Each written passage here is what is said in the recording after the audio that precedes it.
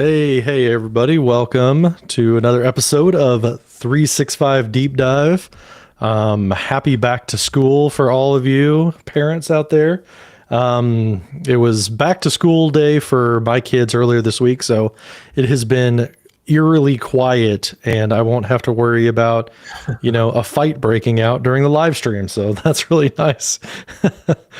And your kids go back next week, you said? Is that My right, kids Andy? are here. We've got another week or so before they go Yeah. back. So there is no guarantee that they're not going to come swinging in from the door frame or crash Right. through the door at some point. They are uh, busting through at the seams with energy, full of excitement, and they've been home all week. So it's been a lot of fun. Nice. Yeah, mine, dude, like school is taking it out of them so bad. They come home and they all crash and take a nap right away. My son, my youngest, this is a funny story. On the first day of school, my middle son came in by himself off the bus, and his little brother wasn't behind him. And we're like, "Where's your brother?" And then he was like, "Oh, the bus driver said he didn't get on the bus today." I was like, he should have gotten on the bus. So he was nowhere to be found. My wife calls the school. We start driving around the school bus route to like try to find my kid. And the school called the bus driver. And after all the kids had been dropped off, he checked the bus and my son was asleep on the bus in the seat. So my youngest fell asleep, slept through the entire bus ride. The bus driver found him and brought him back to our house. Wow. So, yeah, that was a big freak out moment. I was like, he doesn't have his smartwatch on him. I can't track him. I have no idea where he's at. Well, as a fellow parent, I know that terror full well. I had a similar situation. My son was supposed to come home on the bus. He didn't. I ended up driving to the school and found him. He was hanging out in the principal's office with the other teachers. Yeah. Hopefully our journey is going to be a little bit smoother here today on this episode of 365 Deep Dive. Hopefully nobody falls asleep at the wheel or gets left behind. No, we wanted to dive in today and do something we haven't done in quite a while. And what's new in Copilot? Seems like we're constantly talking about what's new in Copilot. And at this point, it might actually be easier to talk about what's not new in Copilot. But we put our heads together, and John and I put a pretty comprehensive list together for everybody that deals with a lot of the updates for Microsoft 365 Copilot over the last 6 months. So as we tend to do, we are going to demo live without a safety net. We're going to walk through this pretty big list, but I think we're going to start off with how do we get updates? Yeah, exactly. So, as Andy said, like we're looking at kind of a snapshot, and it starts with gathering up all of this stuff. And like you said, it's like an onslaught, just constant noise of like stuff that's coming out, prepare for this, things like that. And the three main resources that I think a lot of administrators use are from Microsoft directly. And what we use is the Microsoft 365 Copilot blog. So this is a really good resource for the last day of the month. Sometimes it's like the last week, but around the last day of the month, you'll get a what's new in Copilot for the previous month. So like they did the July one right here, and we're going to see a what's new in August on, probably on September 1st, although that's like Labor Day, so it might be like the Friday before. But right around that time, you can click into those blog posts and you can kind of see like a really nice recap of everything that launched during that previous month. Now, you may not actually have that thing in your tenant yet. It's kind of we started rolling out type of announcement. But they like to word things with like, oh, now you can do this, now you can do that. It might mean that like now it started rolling out, but it might be a couple weeks behind. The second place, and I'll put all these in the chat as well. The second place I look at is I keep tabs on the roadmap for Microsoft. So that's roadmap.office.com. And then you can actually filter by products. So if you filter by Copilot, and then I also filter by the cloud instance, and I select worldwide because I'm not DoD or GCC. That will kind of filter it down, and you can see there's only 427 updates in this filtered list. But that's the second place I look. And then the third one that I do is I don't look at this directly, but the message center is a really helpful place as well. And if you're an administrator, you just go to the admin center, then under health, then message center is along the side right there. And then you can filter right here at the top, and I filter by M365 Copilot. However, my favorite way to consume the message center, because you can see it's just like a lot of stuff, it's like a never-ending inbox, is I consume Daryl Webster and Daniel Glenn's weekly show called the Microsoft Message Center Show. And that the MCS, I subscribe to that as a podcast, and then that way I can consume it. I use an app called Snipped where I can like click my headphones and it saves like a clipping if there's something important I want to go back to. But that's how I consume like this massive amount of information, and I will share those 3 links in the chat. Do you have any tricks, Andy, that you do for keeping up on things? Absolutely. So I've got a few that I follow if we want to switch over. Yeah, go ahead. There you go. So just like you, Microsoft 365 Copilot blog, that's one of the first places I start. I love the monthly or end of month review about what's changed in that system. They're pretty comprehensive, and they link to some additional blog posts, and that is the key. It does link to some additional blog posts across the Microsoft ecosystem. One that I really love is the release notes. With the release notes, you're able to go in and you can see all features. You can sort by Windows and web, Android, iOS, and Mac. And I think that one's really great. And they do a pretty good job of keeping this one up to date. And it does have links so you can follow up, dive in a little bit more. So I really like this one. Seems to be running pretty well. And then I like the Microsoft 365 Insiders blog. It's not always about Copilot.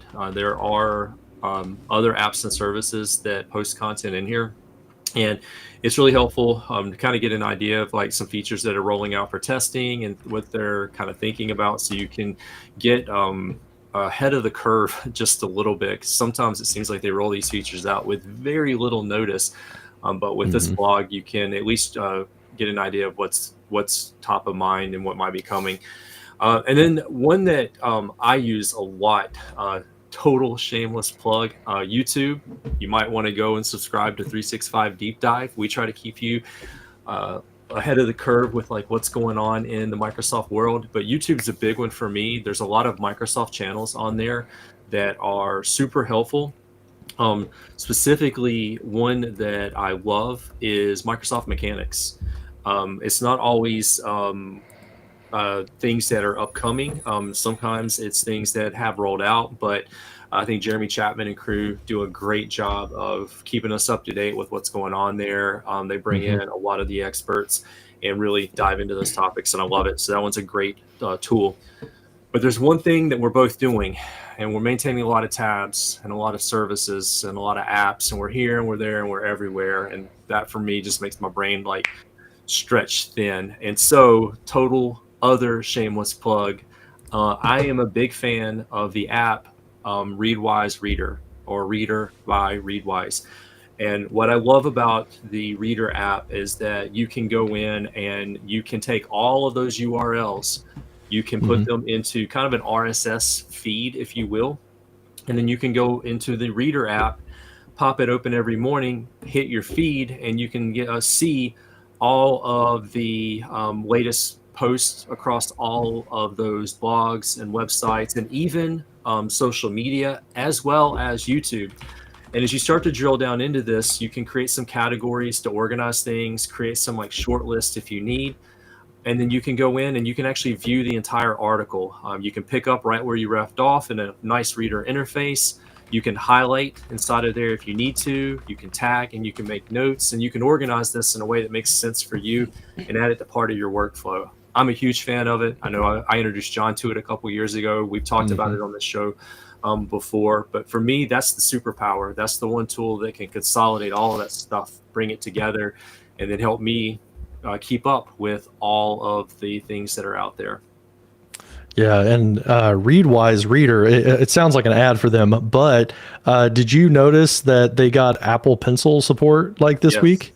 And so yeah, now I can use my Apple Pencil. So not affiliated with them at all, but we just like geek out.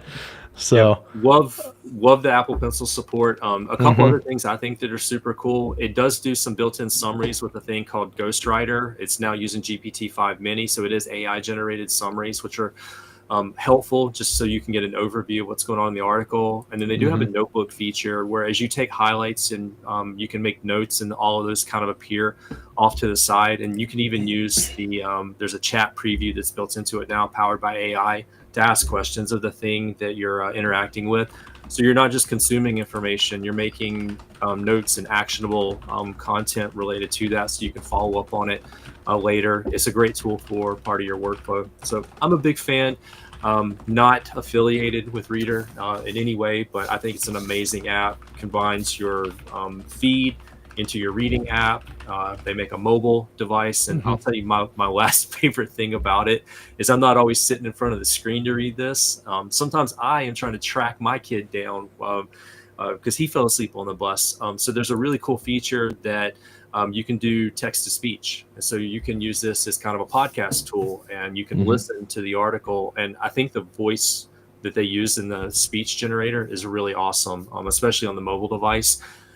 Just throw my AirPods in and take the dog on a walk, or get in the car and take the article with me. It's a pretty awesome way to consume information. Yeah. So to steal the screen back here real quick, I wanted to cover a couple of the comments. There's been a bunch of comments coming in. This has been great because everybody's like sharing their favorite thing. So that's been really helpful. Mark Wayne has a really cool thing that I installed this a long time ago, and then I've kind of forgotten about it. But if you don't have like access to the message center, things like that, or if you just want to do this inside of a chat, there is a M365 admin agent available now. And what you can do is you can say like, what's new in Copilot for the past 3 months, and it will like read out that information for you and bring back relevant things. And then you can like ask about it. Okay, so I have to like allow it again because I uninstalled and reinstalled it. But now it's going to connect through to it, and hopefully it will come back with a good answer. And then I can ask, about certain things like, oh, okay, the researcher agent is available and accessible. I could ask about that agent or ask about specific things. Here's some of the things in Teams and infrastructure. Like there was a DNS change that might affect some Copilot related services. So you can really like dig into those that way and do it through a chat based interface. So that is an awesome call out, Mark. And then Amy posted a couple of other podcasts, and I posted the link to them. He also posted the YouTube channel, but there's Copilot Connection.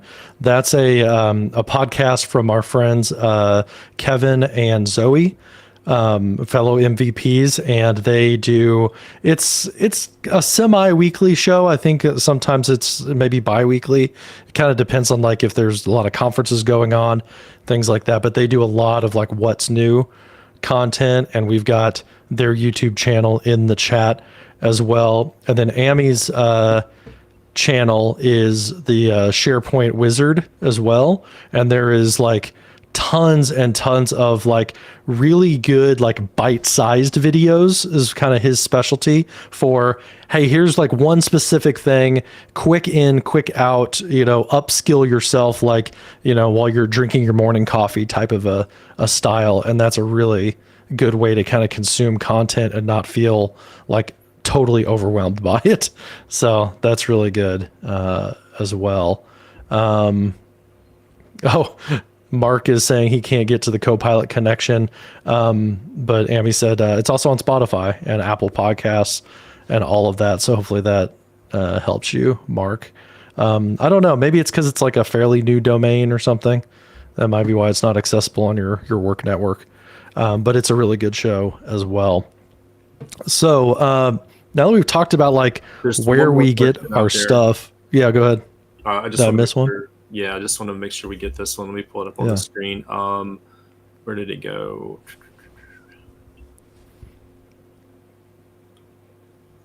There's so many questions. They happen so fast. Right. Yeah, they were coming in quick here. Hold on. This is like, we don't. I thought I have it queued up over here. So I'll just say the question out loud.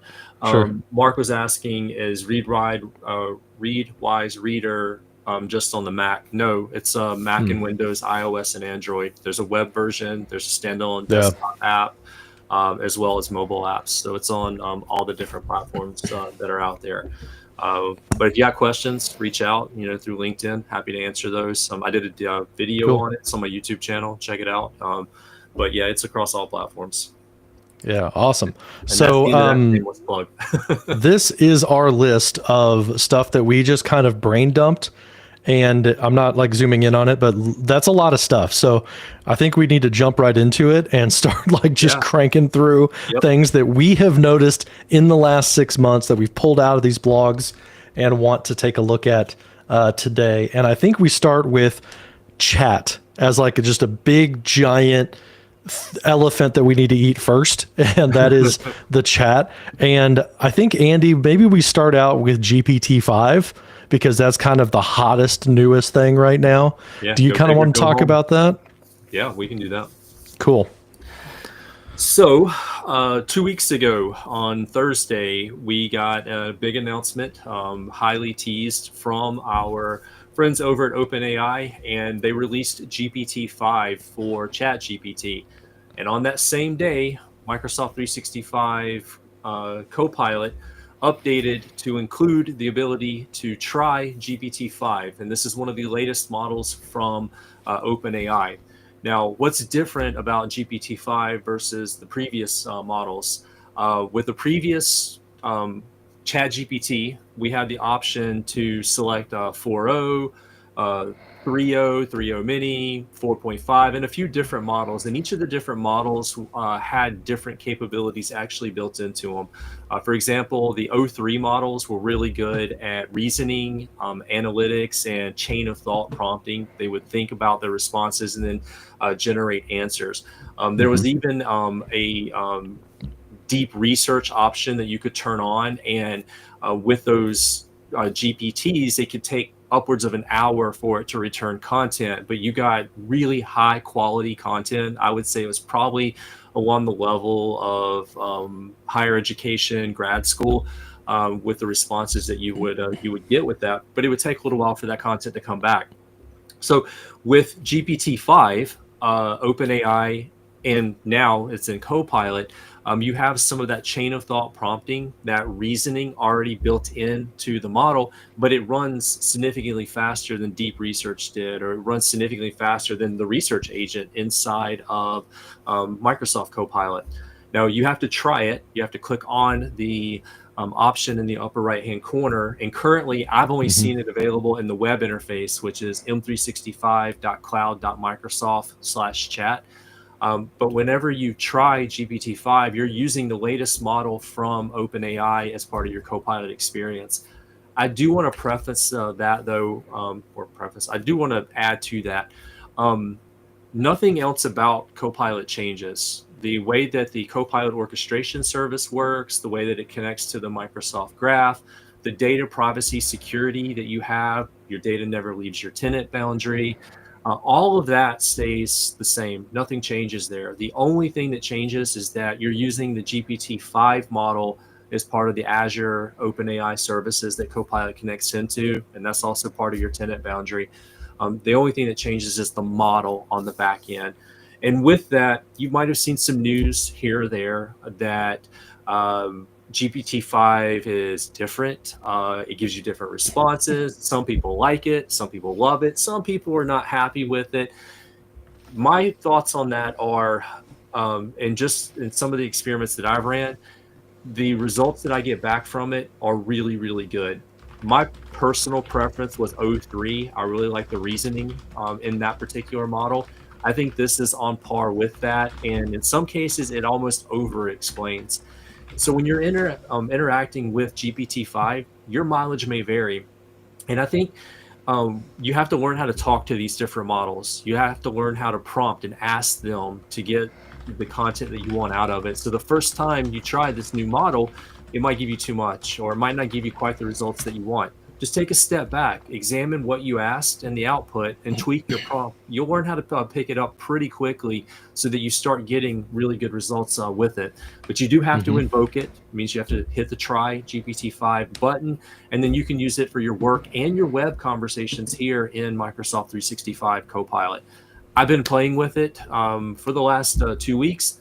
Actually, I did a conference in Atlanta, TechCon 365 last week. I demoed a lot with GPT-5 there.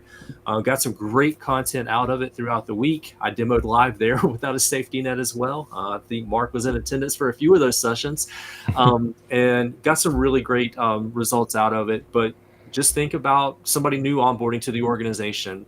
We've got to learn how to communicate with them, what style is going to work for them. And it's the same thing with this new model.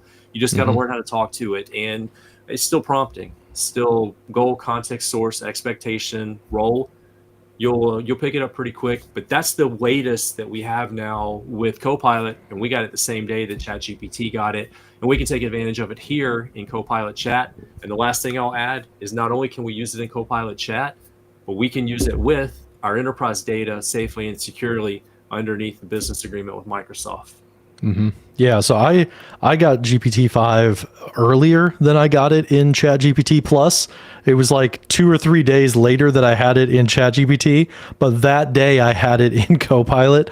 And to show you guys real quickly, like as Andy said, you get to it mainly through the web interface. So that's m365copilot.com, or the official URL is m365.cloud.microsoft.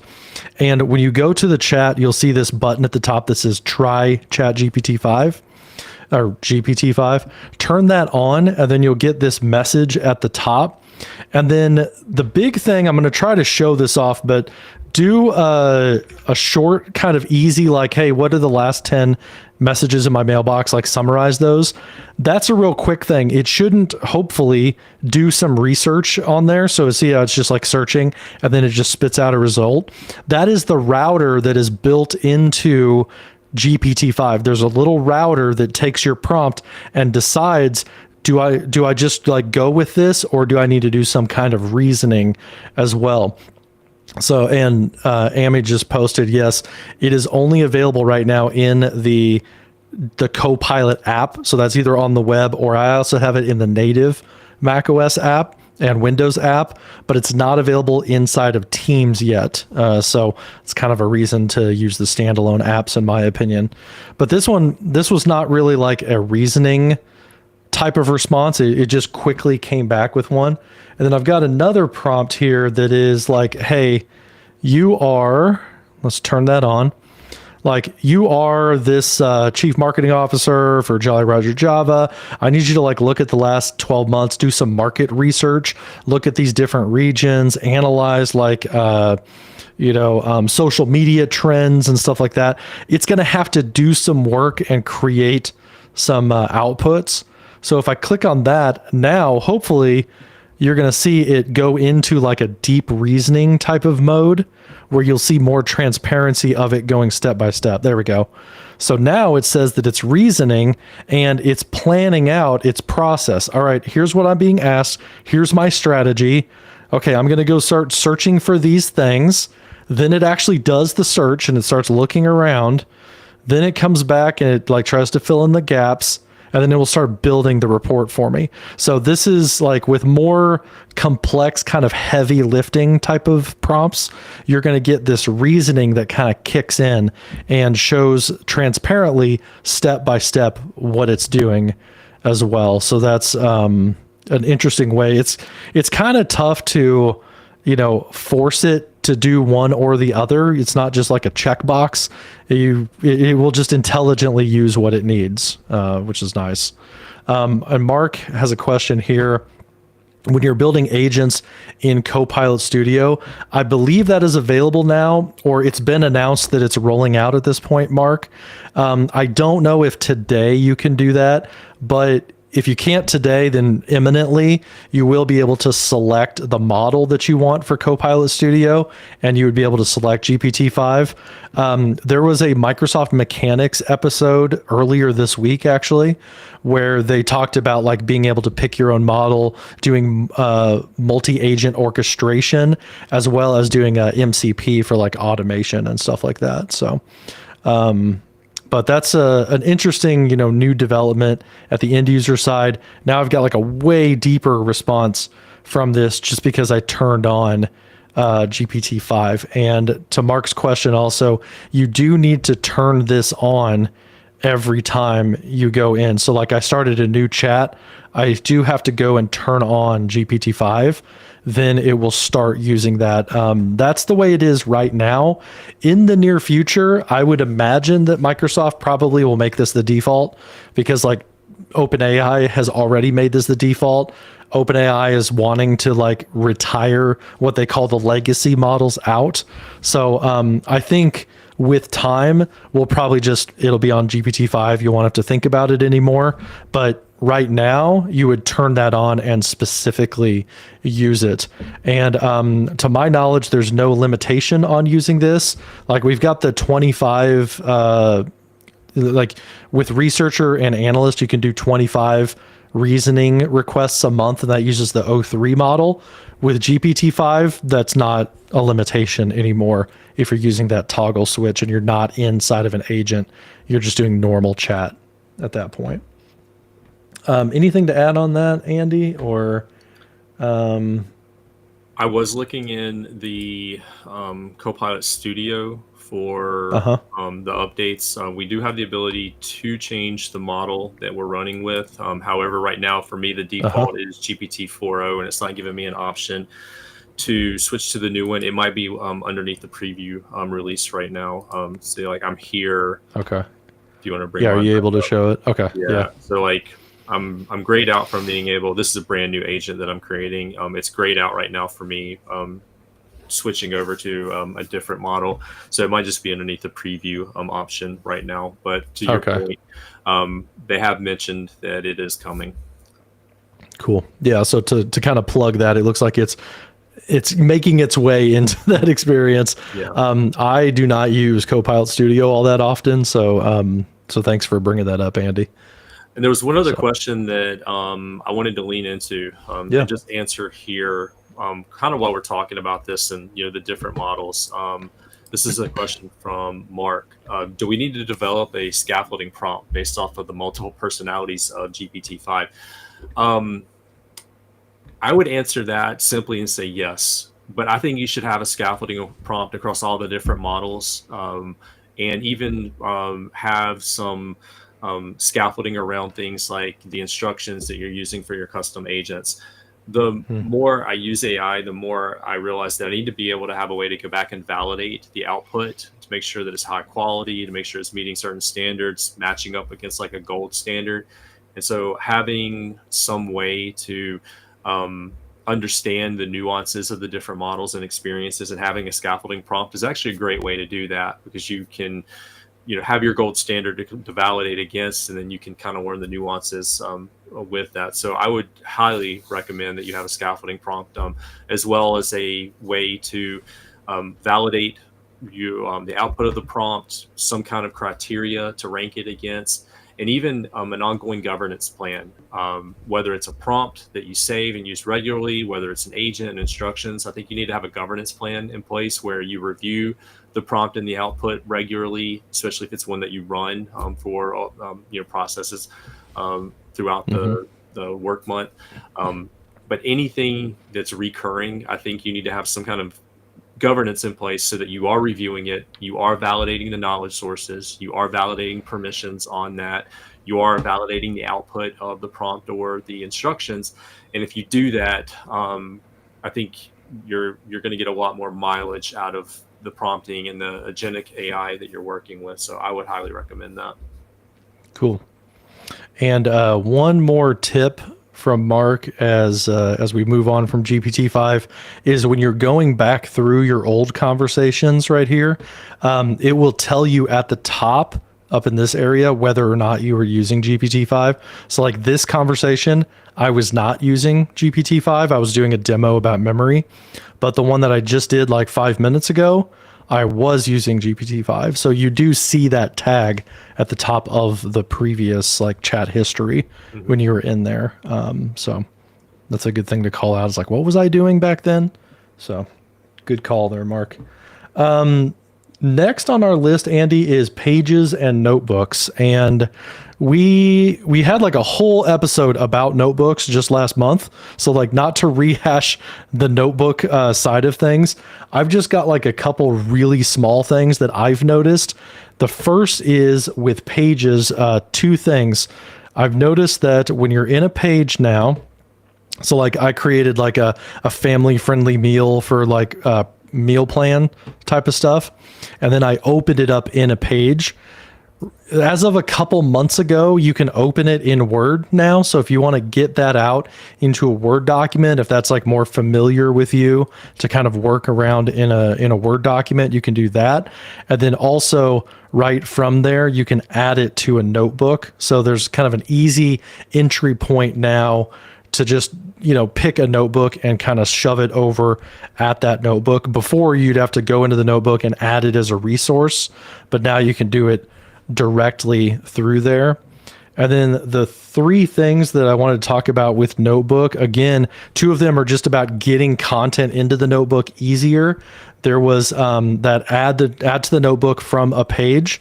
Then also you can quickly add to a notebook from the chat history as well. So if you're looking at your old chats right here, you can click the ... and then you can click add to notebook. And that's an easier way to get it into, because you used to have to go through into your notebook here and you used to have to like add it as a reference that way and go find the thing. But now you can kind of push it there from where you were and it doesn't take you out of the flow of work. You can see I've got like lots of things added to my notebook right here. And then I click on the chats. Those are the different chats that I've added to the notebook from that. The other one, Andy, I don't know if you happen to have your Windows install available very well. I tried to connect to my Windows laptop and I couldn't because it must be offline. But the third one, the only one I know about with Copilot notebooks, the last thing is that now there's an entry point to get to a Copilot notebook from a OneNote notebook as well. So if you've got like that associated, Daryl Webster was telling us about that not too long ago, was saying that now you can go from like OneNote on your Windows desktop, you can go over to a Copilot notebook and be able to add content easily that way. I'm not able to show that though, so I didn't know if you have seen that or not. I've got my Windows operating system up and running. Give me just a second. Okay. See if it's. Yeah. Who knows? You may need an update on the Office apps, but just to throw a curveball at you there. Well,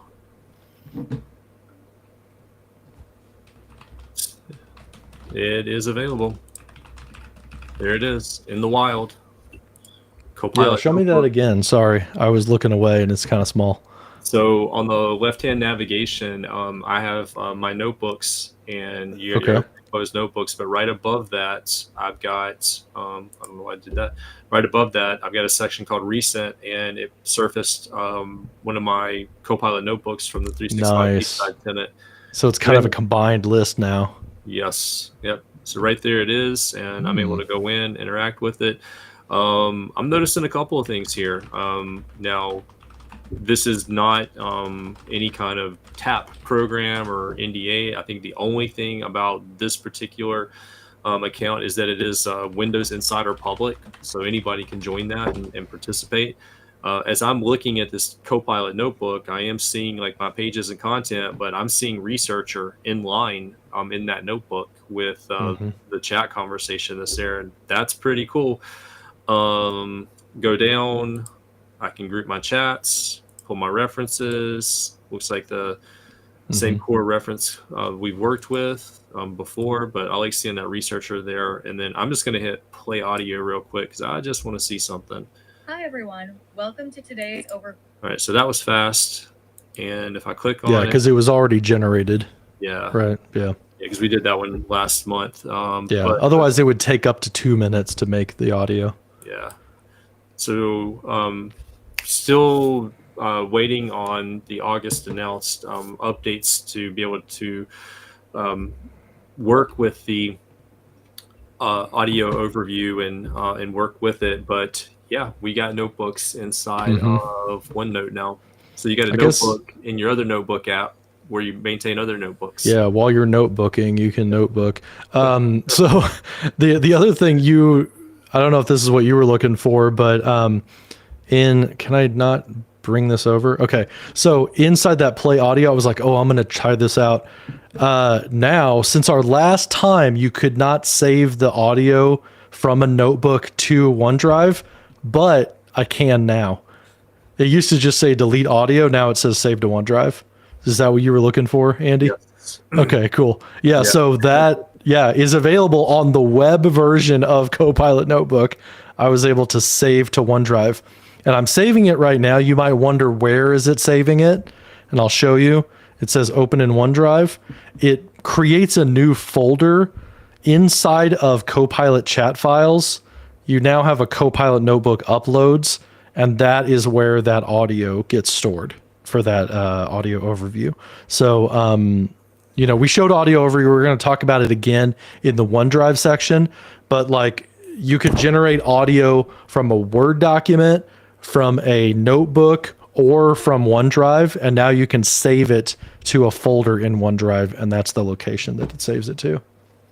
So cool. That's hot off the presses. I did not notice that like even recently. So cool. Anything else to add for notebooks and pages, Andy? Close out some tabs.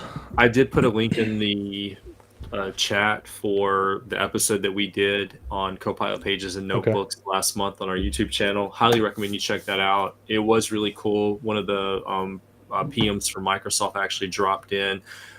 We didn't know he was going to be there, and he was answering some questions in the chat and gave us a couple of links. And he did say that later that afternoon that there would be some updates coming to the Microsoft roadmap around some of the topics that we talked about, like audio overview and some of the notebook and pages features. And sure enough, they were there that same afternoon. So that was really cool. Fun episode as we were diving through that, but there's a lot more to come, and I'm sure we're going to revisit this in a few months. Yeah, to call back to the roadmap, if you search now for Copilot Notebook, 7 items are on the roadmap list now. So those were updated like the day after we did our live stream.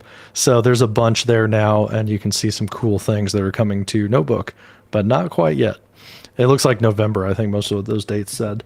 So the next thing is a little bit of multimedia, kind of staying on the multimedia kick for now. And it's not an actual advanced voice mode, so I want to be careful to set expectations. But now you can dictate your prompt into the prompt box using your microphone, and you can read the response out loud. So it's not the same as like voice mode where you're talking back and forth and it's automatic and you can interrupt it. It's not that at all. It's more of an accessibility type of feature, but I'll try to show that real quick. So instead of typing, I could click the dictation button now, and this has come out like in the past month, I believe. But if I click that, and I have to allow my microphone. Give me the last 10 emails in my mailbox and give me summaries of those. So you can see that I stopped the dictation. It has like the because I had a brain fart in the middle, but now it's like doing that and it's coming back. And there wasn't anything about the UH10 because I misspoke. But the other side of that is this little speaker icon. If you click on that, it will actually read back to you what the response was. I don't think you guys will be able to hear this, Can you hear that, Andy? No. Okay. So it's a female sounding voice reading that to me. It sounds very natural, a little bit robotic. It's not quite as good as like Notebook LM voices, but I'd say it's like maybe like an 8 out of 10 quality coming back. So it's not what I'm dreaming of, which is like full on voice mode. I want to talk to it like a person, like I do with ChatGPT, but it's kind of a baby step in that direction. So yeah. Do you want to cover memory and personalization, or do you want me to dive into that one? I can take it. Okay. Yeah, let's switch over to you. All right. Just sending a update to a question in the chat window over there. Cool. So memory and personalization, this started to roll out over the last month or so. I'm here at Copilot chat from the web browser. And if we go ahead to the upper right-hand corner, click on the meatball menu, you're going to go to the settings menu. And inside of here, you're going to see personalization. And underneath that, you're going to be able to work with custom instructions and Copilot memory. So let's start off with custom instructions. This is where you're going to be able to provide the details on how you want Copilot to give you responses. With your custom instructions, just tell it things that you're interested in, lean more on what to do, not so much on the what not to do. And it'll lean into your personal preferences whenever it responds. So I might say something like no emojis, because it's starting to get emoji heavy when I'm trying to use it to create something as a professional deliverable. So you got the ability now to go into your custom instructions, and that's going to apply globally across all of your conversations. But I do want to compare and contrast a little bit. If you're taking advantage of Copilot notebooks, and within each notebook, not only can you kind of group together in a folder-like structure the resources and files and chats that you're working with, but you can add custom instructions here along the top. And what's a little bit different about doing it in notebooks is it's on a per notebook basis versus the previous option settings. That's going to apply globally across your Copilot chats. Here, I can tell a specific notebook, the topics to focus on, the tone, formats, etc., that I want it to use. And this just gives me the ability to kind of scope it based off of the project that I'm working on. Admittedly, I don't use a lot of custom instructions in my AI because it does bleed over into different conversations where I might not want that instruction to work. So using it in something like a notebook or a project does give you a little bit of a way to scope it down to the process or the task that you're actually working on. Now, heading back into the settings, if we go meatball menu and settings, we now have Copilot memory. And this is going to allow Copilot to recall details from the conversations that you have with it. And it's going to be able to bring that over into existing or new conversations from existing conversations that you have out there. So as we go in here, you'll see that Copilot hasn't captured any memories for me in this tenant yet, but I do have the memory feature actually turned on. And so you can manually get it to capture something by saying, hey, remember, I like concise responses as part of your prompting. So I think the difference that you're going to see here, especially for those of you that are coming from the ChatGPT world, is that we're going to be able to kind of tell it when we want it to remember something versus ChatGPT was just kind of taking initiative on our behalf. I like being able to tell it that this is what I want. That being said, I wish it were a little easier to toggle it on or off, because sometimes I just want a blank slate. And if it remembers too much, it's kind of hard to start from a fresh perspective whenever I'm working with AI. So I would give a little bit of feedback to Microsoft. I like what you're doing here where I kind of have to tell it to take this and add it as a memory. I would just like the option for the memory button to be, I don't know, a little bit more prominent, maybe along the top here when I'm going to do a new conversation. So it's fewer drill downs, because there are times when I do want to turn off something like memory and just start net new from a blank page. That being said, I haven't done extensive testing on it, but it will pull parts of parts of previous conversation over. But it's not like you're truly like referencing an entire body of work. Copilot already does that through the work toggle because it has access to the Microsoft graph and it has access to your content. So it is able to reference existing as it goes and starts to create something new. So memory here is a little bit different than what it would be in the ChatGPT world. Mm-hmm.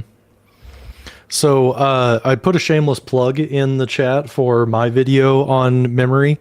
I just released it this past Monday, I think.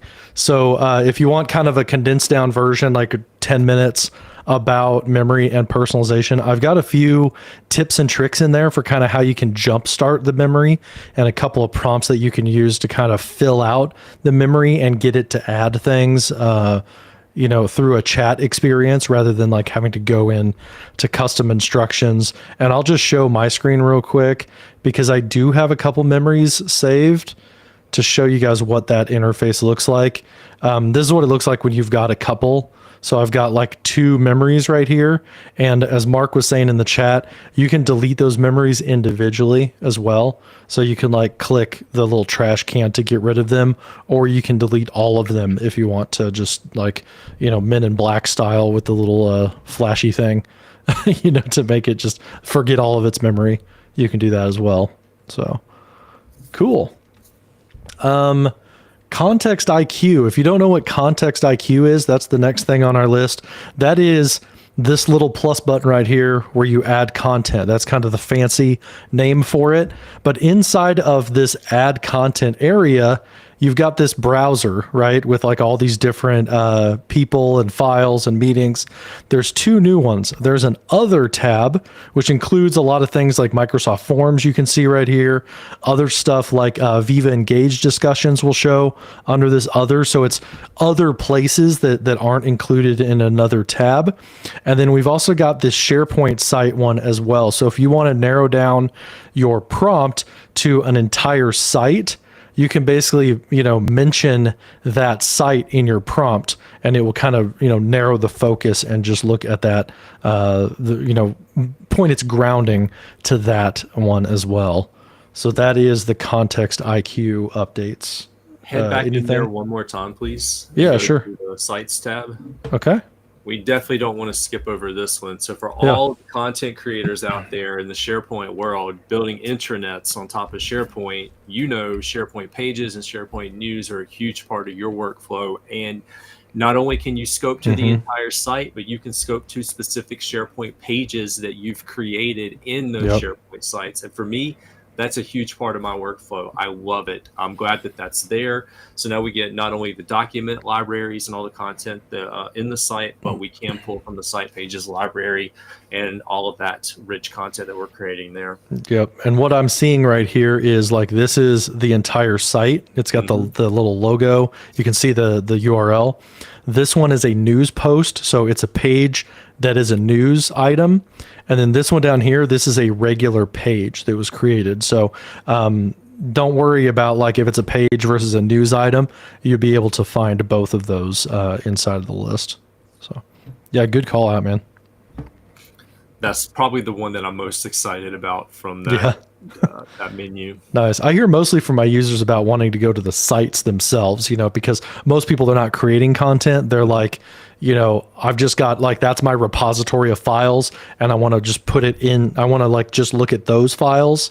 So they're excited about the site level, but yeah, it's good, especially for communicators. I agree. Cool.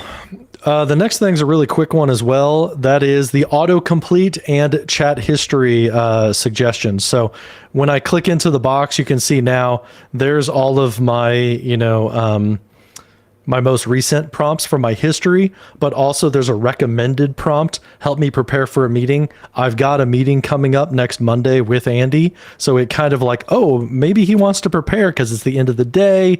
His next thing, is at 9 a.m. on Monday.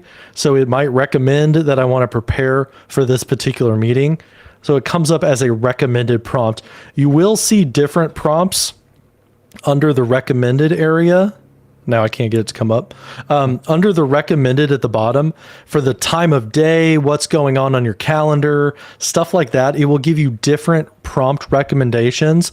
And those come from this prompt gallery, that's kind of like the source where it's like coming up with like interesting prompts that might be relevant to you. They tend to be in this prompt library. And we'll talk about prompt gallery more in a couple items here. Since we're here and you just mentioned it as part of that autocomplete prompt, and it was referencing a meeting, can you just do like /meeting? Yeah. I just want to bring this up. So this feature is really cool. It's subtle. You're not going to notice it right away, but this was on one of the blog posts, I believe in June.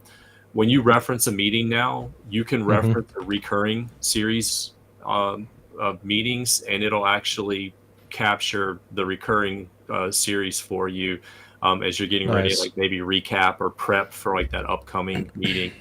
It will pull from a series, which is pretty awesome. Now, I would imagine, it's going to be tied to your expiration and retention policies. So if that content was not captured in a note that's linked to the meeting, then it might not be able to find anything.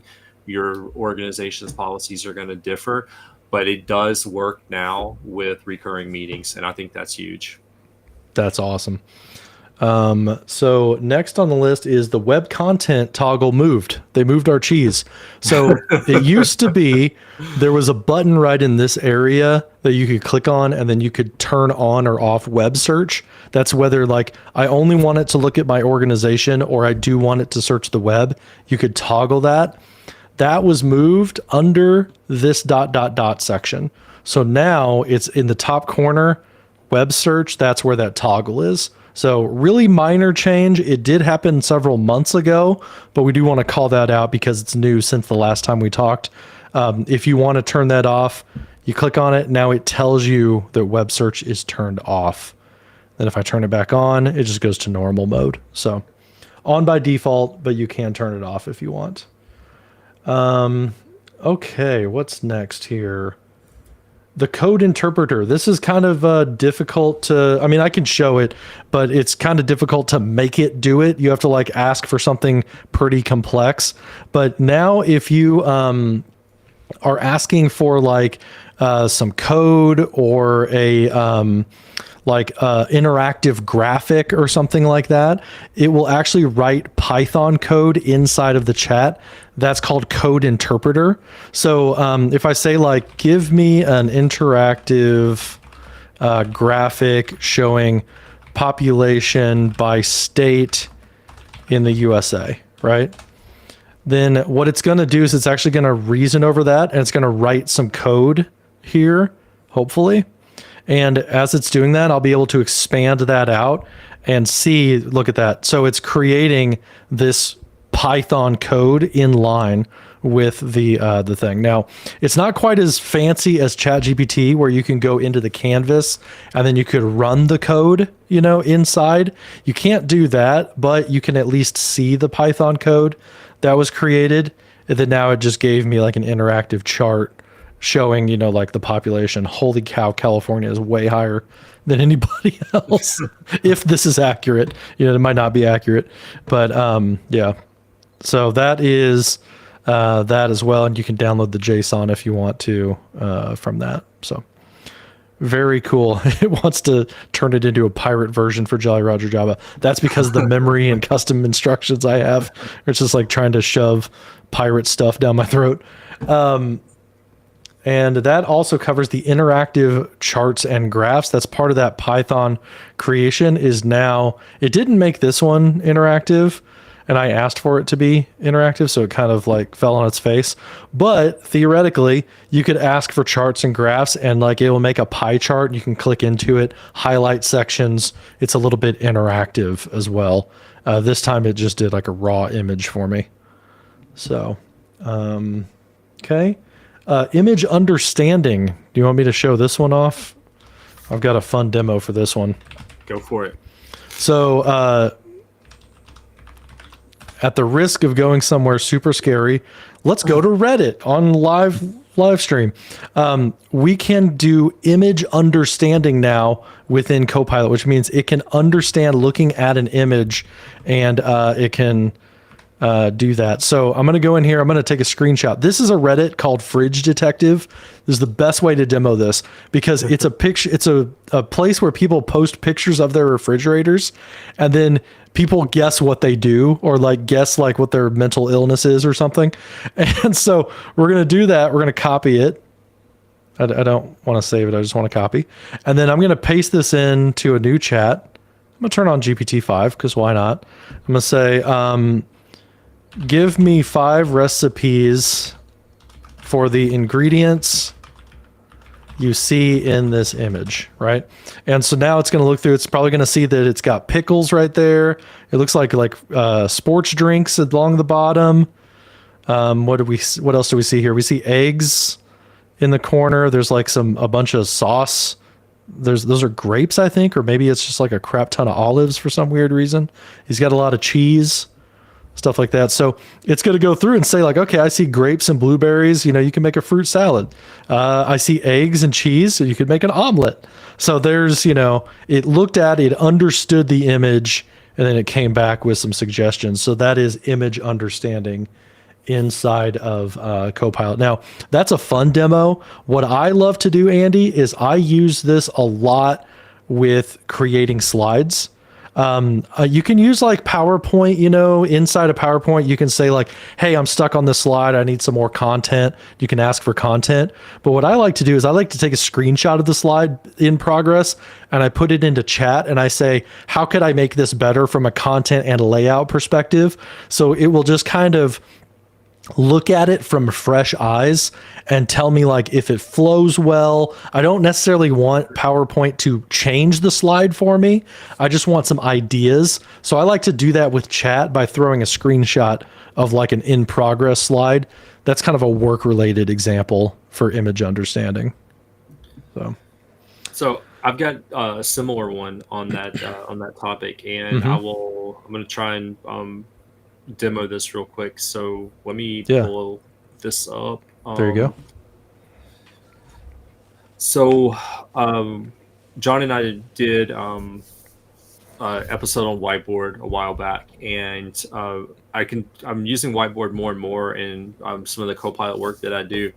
And one really cool feature is that Copilot inside of Whiteboard has the ability to go in and like categorize things. So like any notes in this case that are in the view, Copilot could actually go in and it could review those, and it can make suggestions for categories. But sometimes, depending on the number of notes that you have and the density of content in specific notes, it won't work. It won't get it right, and it doesn't give me any option to like customize like how I want it to categorize. Is there a certain criteria that I would like? It just takes it into its own accord. So what you can actually do that I think is really helpful, and let me just grab these guys and move them. What you can actually do is take a screenshot and grab the screenshot of the stickies and the content that's on there, and then head back into Copilot chat and just upload that as an image as part of the conversation. So I'll go and grab that from local device. There we go. And then now I can use Copilot and say, suggest 3 to 5 and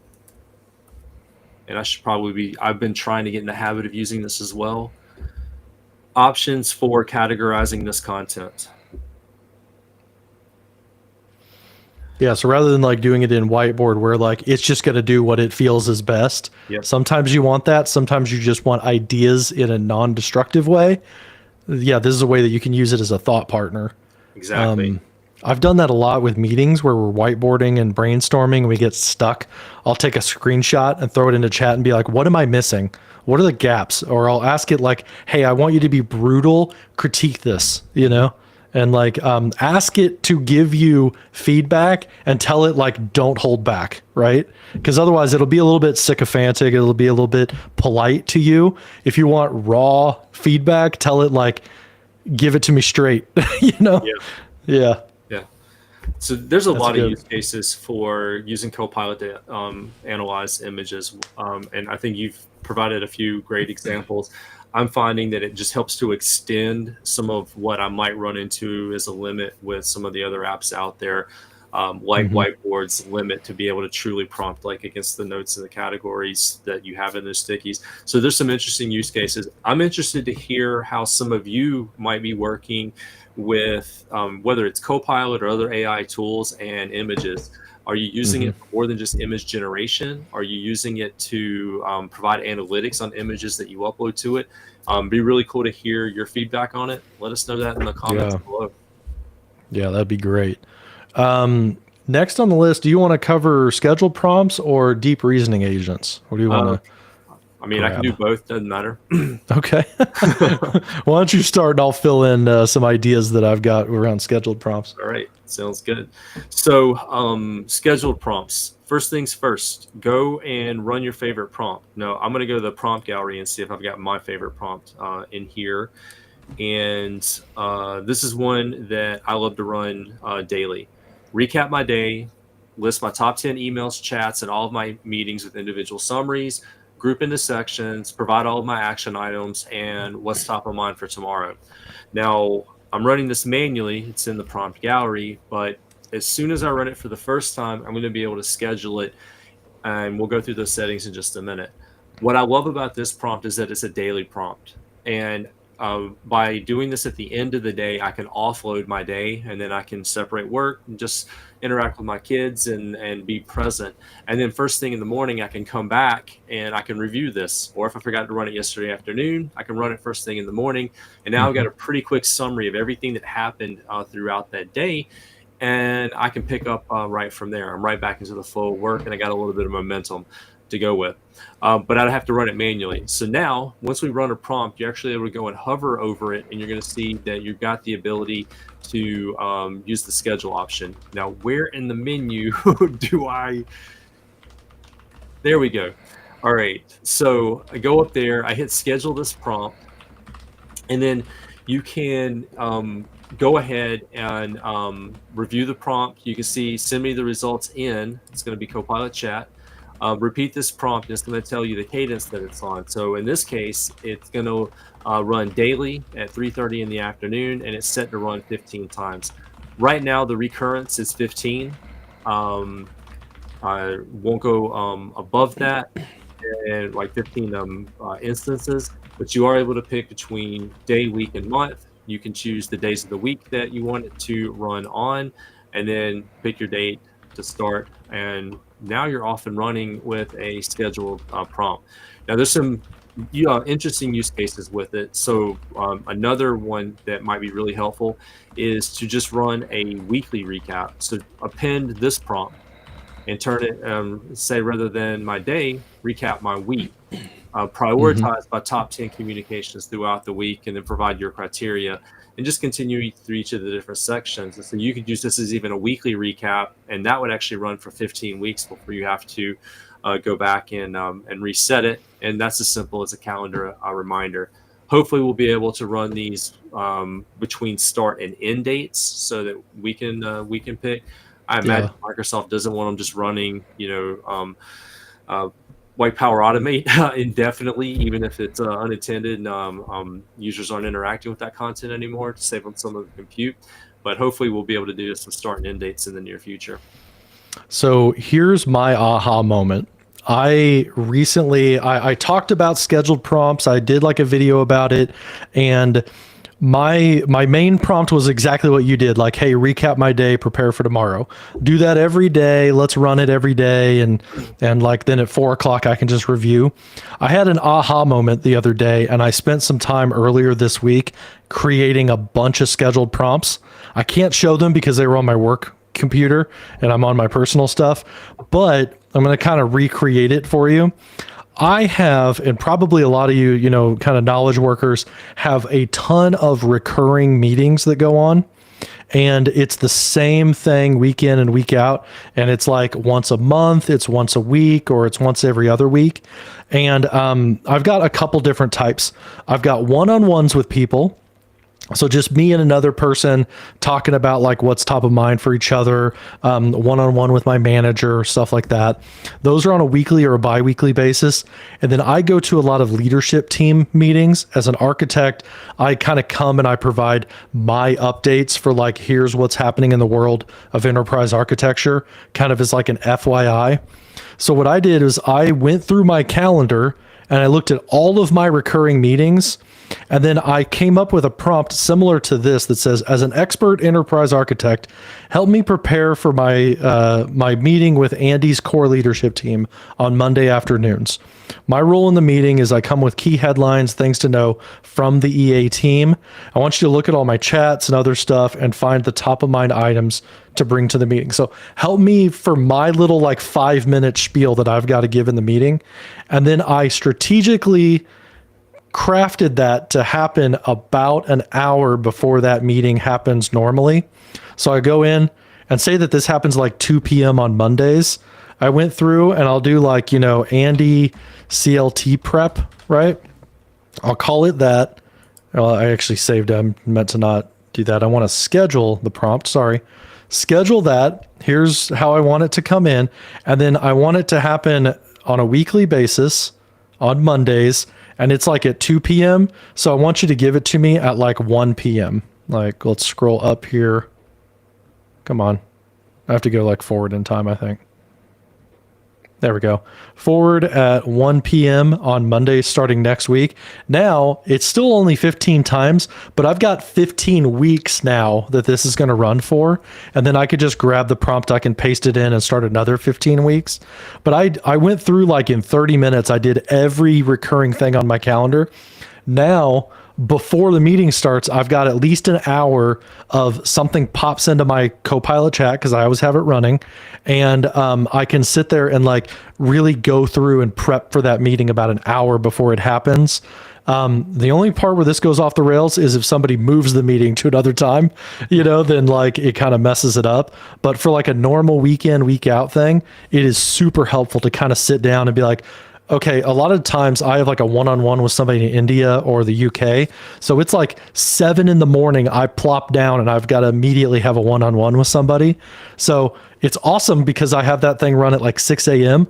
I sit down and now I've got my prep for my one-on-one already ready to go. I just need to read it in like 30 seconds. So that's my kind of real world example of like really diving into scheduled prompts. And now I've got like 25 scheduled prompts in my list because of that. And I've only been doing it for a week and it has been like kind of a game changer for me getting ready for meetings. So. Well, now you got me wanting to go live without a safety net because there's a couple things that you mentioned there that I want to dive into. Sure. Number one, you got your number of occurrences, and then it's going to end. Do you have calendar reminders set up so that you go back and reschedule the prompts when they stop running? That's a maintenance piece that we have to kind of work into. So give yourself some kind of reminder, hey, this is going to end in 15 days. You need to reschedule this so it'll run for an additional 15 days. That's true. I could schedule that for 15 weeks out. Right. It would prompt. Probably what I should do is honestly, like, here's what I would do. Like on a Monday afternoon when you don't have anything going on, do it at like, in the middle of the day when there's nothing around, sit down and do it and then set that as a calendar event every 15 weeks, or something that just says like, hey, stupid, do your recurring prompts. And then that way it's on the calendar instead of like doing it inside of Copilot. Because I wouldn't want to count 15 weeks out. I probably would just do it as like an Outlook reminder. But yeah, so that would be really cool. That's a good question from Mark. Can you do a scheduled prompt inside of a notebook? To my knowledge, no, you can't, unfortunately. But that would be cool if like you had a notebook for that thing. Like, okay, I have a CLT meeting with like the digital workplace team. If I had a notebook for all of my work as an architect with that team, then I could have those prep notes go in. You can't do that, but you could, Mark, click more and click add to notebook after it runs. and kind of like put it there as an archive. That would be cool though. Sorry, Andy, No worries. to interrupt your thought process. No worries. So number 2, people are going to ask, how do we manage scheduled prompts after the fact? So do you know?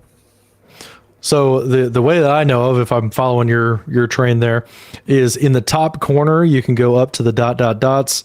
scheduled prompts is right here inside of Copilot chat. And then, well, I probably have to like refresh the page first, but it would show under those scheduled prompts up here at the top. Did I cancel that maybe? I don't know why it's not showing, but was there something else you had in mind? Nope, that was what we needed to make sure we got in the recording. Cool. Yeah. And then Okay. lastly, you mentioned it was we were scheduled prompts and like meeting changes. You referenced like in your prompt kind of loosely a meeting changes. So what I want to see, and you'll bring me up on the screen. Yeah, go ahead. I'll show. There you go. So I've got a version of my prompt running that I shared in the chat. But what I've done is I did the / and I actually referenced content. I referenced a meeting series that we've established for our content creation.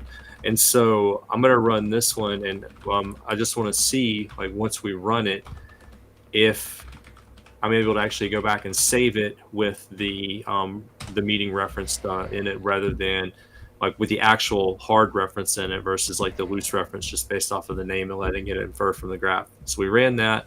Let's go back and see if we get that schedule option. It's still prompting. Oh, that one might take a second. It's running the last 3. That's pretty cool. We talked about Zelda in one of them, so I'd be interested to see that that recap. All right, are we done yet? There we go. So we head back up, and I am able to schedule, and I am referencing something. So let's go ahead and schedule this prompt. I'm just going to say run this once a month. Going to run that. I'm just going to say 2 times. And then look at that. It looks like it's keeping the reference built into it. So we'll go ahead and save it.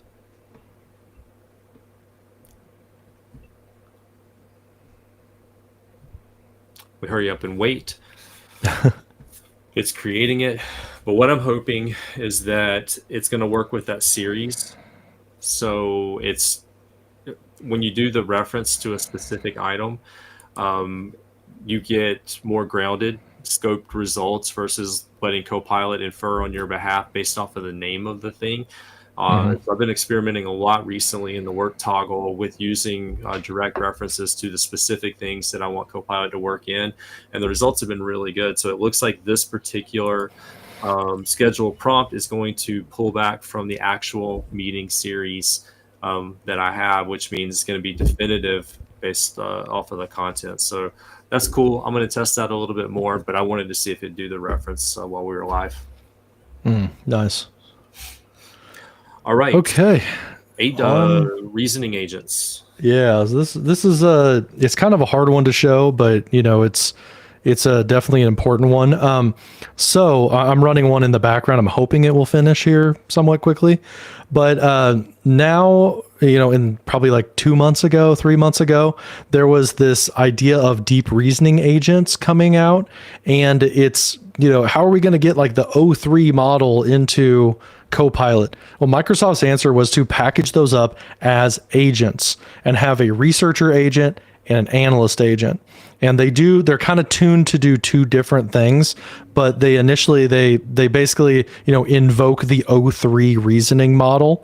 And the analyst will look at more like data analytics or like number crunching, those types of things. It's really good with like spreadsheets and really dense information with lots of numbers and lots of correlated data. So that will analyze data and give you insights.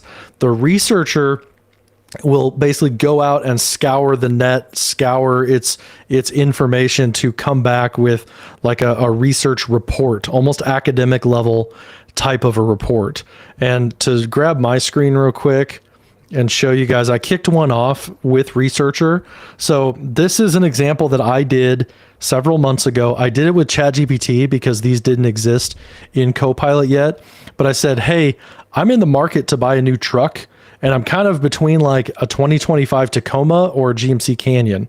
What should I get, right? So the first thing it does is it comes back and it clarifies the question. Like, okay, yeah, I know what you're looking for, but in order to help you more, are you looking for like a general comparison, off-road capabilities? What are you looking for? Do you want expert reviews, or do you want some consumer stuff in there? What are you going to do with it? And like, do you want to focus only on this, or do you want to look at old, like used stuff? So I said, yeah, general comparison. Yeah, include expert and user reviews.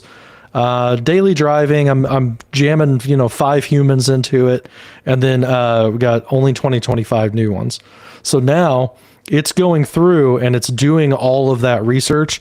So you can see if you expand out the analysis, it'll say like, all right, I'm gathering specs, looking for family friendly features. I'm focusing on this. And then you can see it kind of go back and forth with itself about like, okay, I'm looking at the Edmunds review for like reputation, but I'm thinking that that's probably reliable. Alan J. Chevrolet has like dealer insights considering that, so it's going through and you'll see it kind of be like, I don't know about this source. Let's check a different one. And you'll see it kind of reasoning with itself and convincing itself if something is like good or not, basically. But if we shrink this down, you can just watch it go and you can see what it, is currently at, or you can see everything step by step. And this is way more than what that GPT-5 example earlier was. I've basically like told it to go like full nerd on this thing and go pull out, like it's looking at model numbers, towing capacity, all kinds of crazy stuff. And it's verifying itself with multiple resources to make sure it's more accurate as well. So ultimately, I did this back with ChatGPT. It took like 30 minutes. It came back and it told me that I should consider the Canyon. So that's what I'm driving right now. I bought a GMC Canyon out of that, and actually a lot of it was based off of like what AI told me about everything that would have taken me way too long to research between those. So yeah. So did you have an example too there, Andy? For your thing? I've used it for a couple of things that are pretty cool. So I do a workshop breakout session at TechCon 365 on Microsoft Loop, the essential tool for M365 users.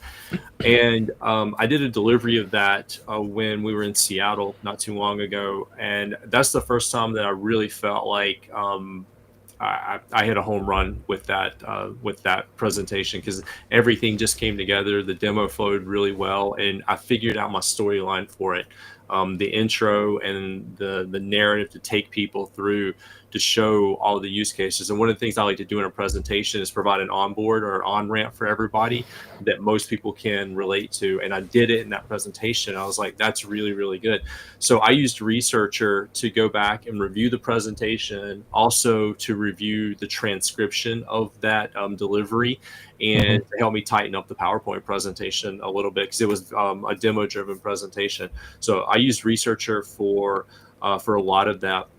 I started off with just reviewing what I have now, turning it into a comprehensive outline, and then through the conversation was able to really fine-tune the presentation. So for me, it helped me to go and get feedback, like expert level feedback against a presentation that I would deliver, so that I could go and deliver it the same or if not better the next time. So I did that in Atlanta. Got a lot of really good reviews off of that one, so I'm happy about that. And I'll be doing it in Dallas coming up in November. So looking forward to talking about Loop in Dallas.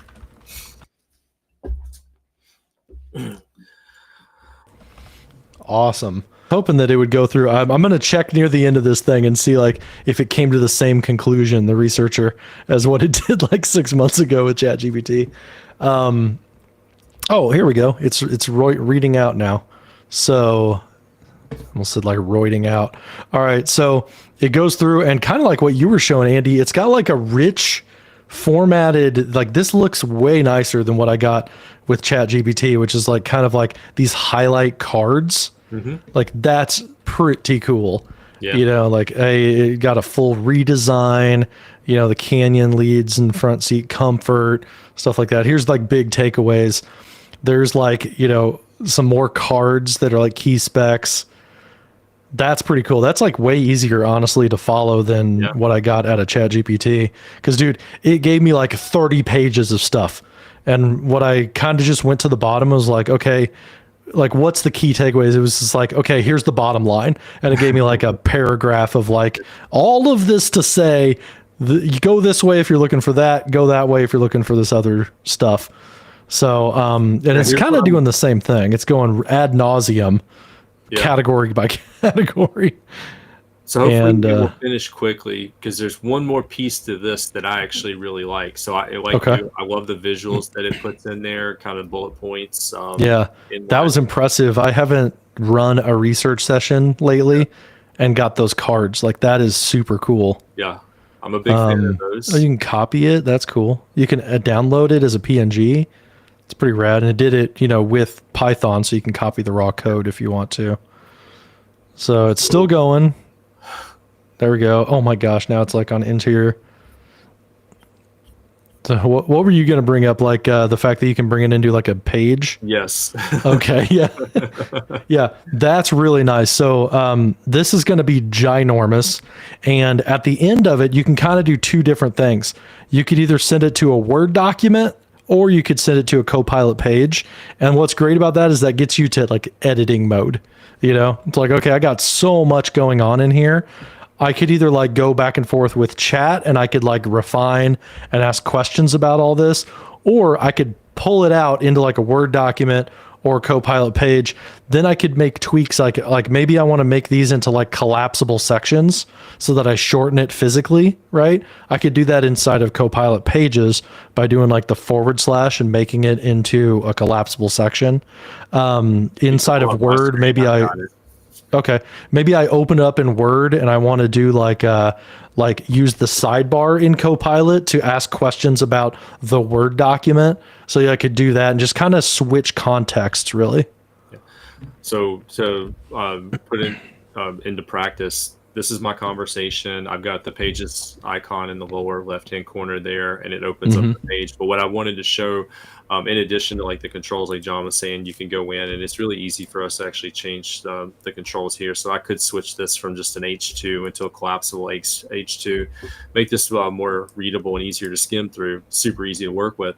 But it also brought those those same visualizations over from the conversation. And I think that's huge. So you still have the option to copy, you still have the option to download, but you also can see like, this is in the preview mode. You can go split screen with it and you can see like what they actually did to make it if you want to. Dude, that's cool. HTML. I like playing with that stuff. So it's built in, but you get all of this as built into the page as well. So it's not just in the conversation. I love how they're carrying that over. And there's a lot of parity between the conversation in the Copilot page. I think that's great. So I wanted to make sure we highlighted that. That's awesome. I'm wanting this to finish. So could you actually do open in Word instead from there and see what it looks like? Because I'm thinking one thing, I'm wondering, do you lose the rich graphics or does it just insert them as PNG files maybe? They're images. So so it did it as an image file. Okay, cool. Yep. So that's what I was wanting to see. Yeah. But that's also another super neat feature, and we probably didn't put that on the list. That did come in the last few months. So the workflow to go from a Copilot pay or from a Copilot conversation to which could have a retention schedule on it and be permanently deleted, turning that into a Copilot page powered by Microsoft Loop. Now you've got something that you can start drafting on, you can share with other people, and then one click, and you can take that from a draft document, port it over to Microsoft Word, and then you can finalize that content in Word and create your deliverable. And so if you look at it from a workflow perspective, this could be me gathering and building research, getting it into a starting place, sharing that with my team. Now it's a we collaborative space, and then they would still be able to use Copilot on their end if they need to append it. Now we've got a draft that we are working on, and then lastly we hit that publish button. and now we're bringing it over into Word, and so we can put that final polish on it. We can create that actual deliverable, and that's a really cool workflow to implement. Now that's available in Copilot Chat, Copilot Pages, and the handoff to Word. Now, before we leave the deep reasoning agents, let me grab my screen real quick. There is a limitation. You can do up to 25 of these per month. It resets at the end of the calendar month. At least that's the current knowledge on that. And a lot of people ask like, well, okay, so if I follow up, does that, take from that 25? And I'll show you like it doesn't. It just does like a normal chat response back. So it doesn't go into full researcher mode. So this is what it gave me. Dude, this is crazy how long this thing is. So it went all the way down, and it was like, it didn't really pick, like, hey, you should do this if you like this, you should do that if you like that. It didn't pick a side. So what I did is I said, pick one, what do you go with? And then it immediately came back. So it didn't go through a whole research process. Instead, not taking one of the 25 runs, it was like, okay, for a family of 5, go with a Tacoma. That's the way to go, according to its research. So it changed from what it was, 6 months ago, but I've been quite happy with my, my Canyon. I do like that luxurious feel for mine. I also love the turbo that it's got in it. It's super fun to drive. Okay. I'm family Toyota over here. Yeah. We were talking back and forth. I know you drive a 4Runner, right? Or Highlander. A Highlander. Yeah. That's it. Yeah. Okay. So the last thing I've got on the list for Copilot chat. On the reasoning part. Something else. We saw this as a preview just a moment ago, but it is on the roadmap that researcher is going to be included as kind of in the chat conversation. So like next to the add content in the chat bot there, or box there, prompt box, you've got the researcher icon, and that allows you to do deep reasoning in line. That's on the Microsoft roadmap. We saw it in OneNote just a little while ago as part of the demo and the insider build, and it's going to be rolling out in, I believe, Word and other Office apps. Nice. Very cool.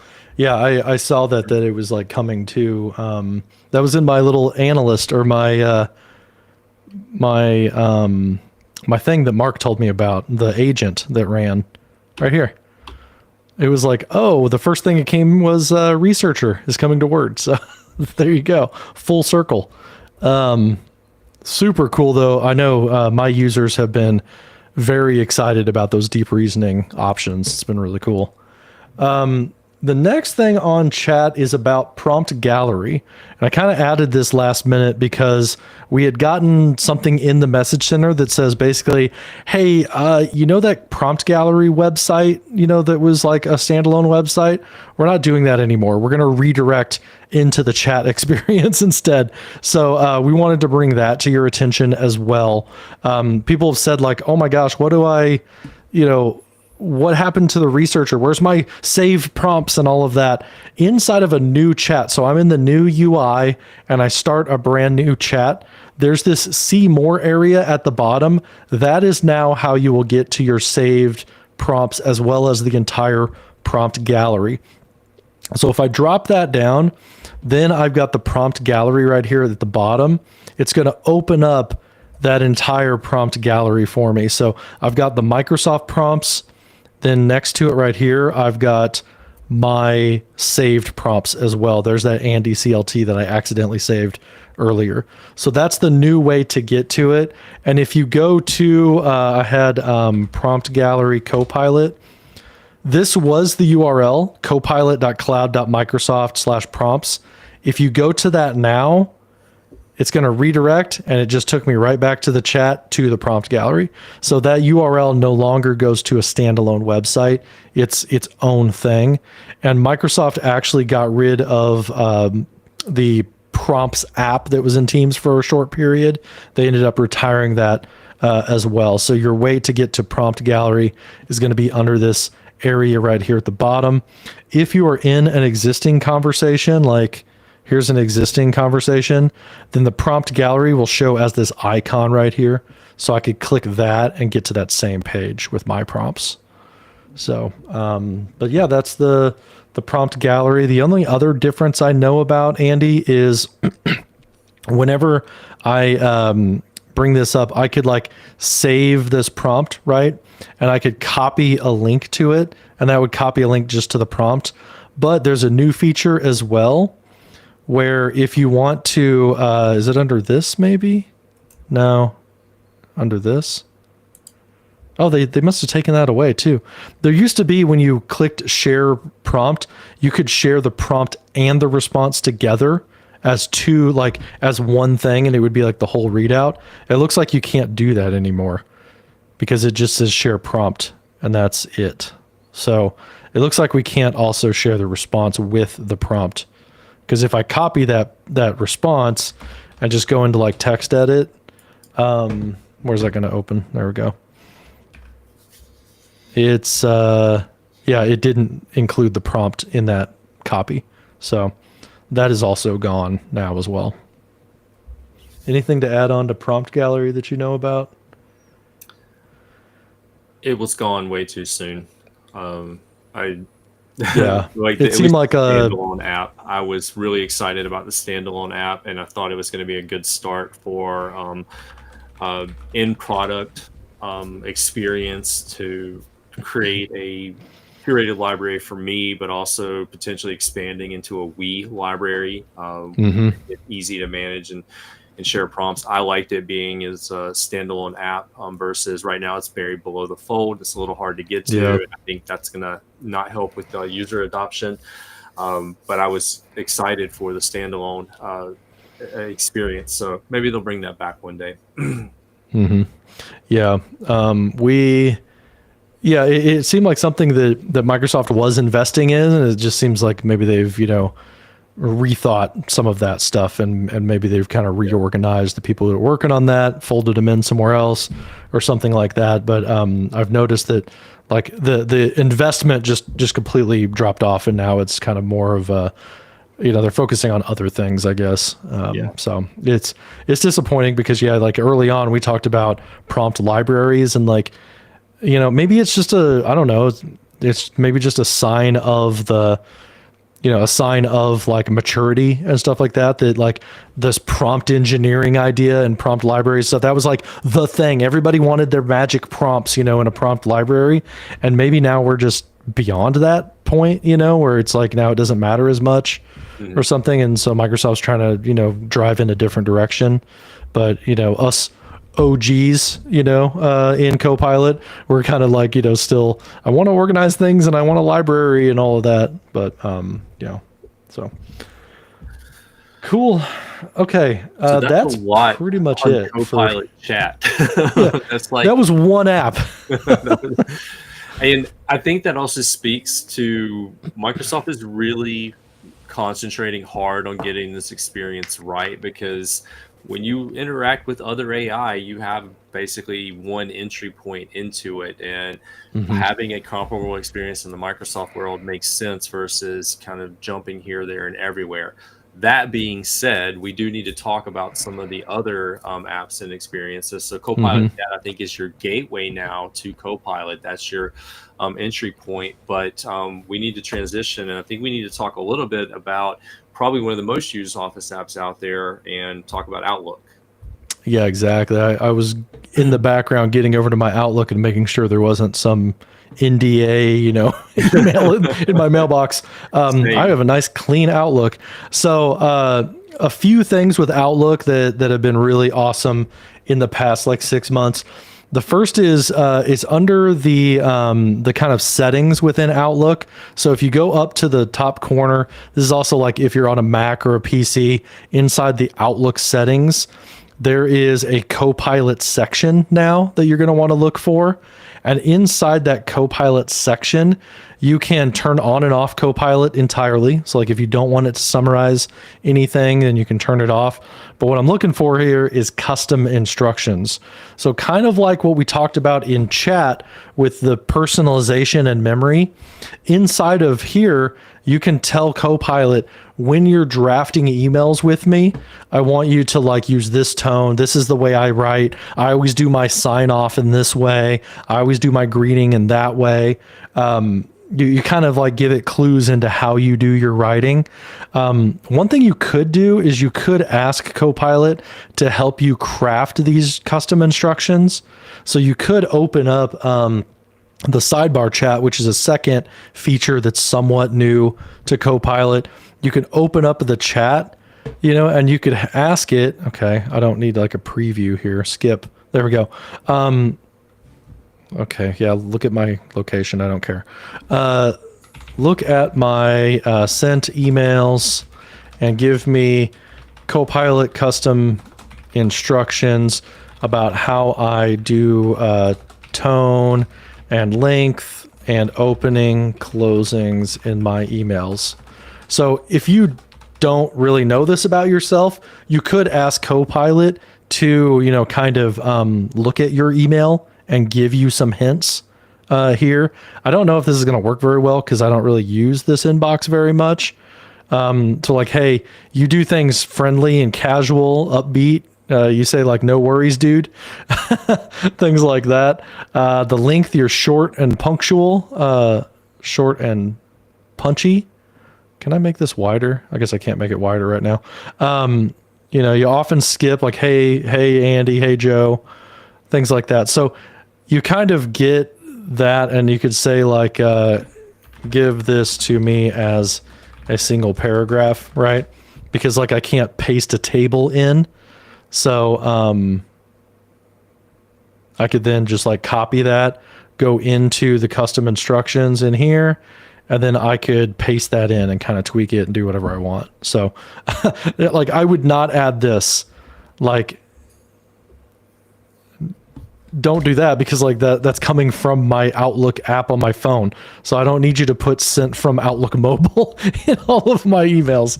So you do want to review that and stuff like that. So, but that's just an idea, and I'm just going to discard that because I don't really care. So that covers like the custom instructions are available, Andy.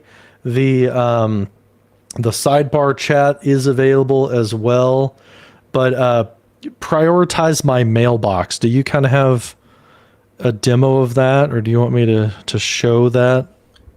It is not showing in our demo tenant for me.